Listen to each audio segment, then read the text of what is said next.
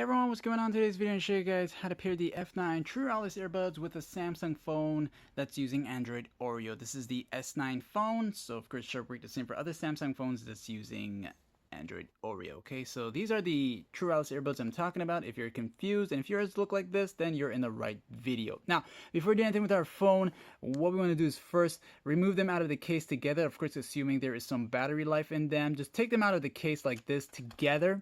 And the reason for this is that you want to get them to sync into each other in the first go. So you have to take them out together in one go, because if you take out one at a time, only one side will pair up. So when you take them out together, you'll notice they'll flash in blue twice or three times.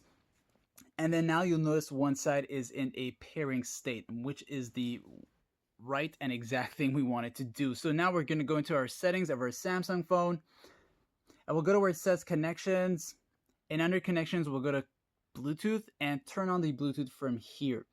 And as you do that, it will start searching for nearby devices. You'll see F9, that's the name of the TWS. So we'll tap it once, it'll say pairing.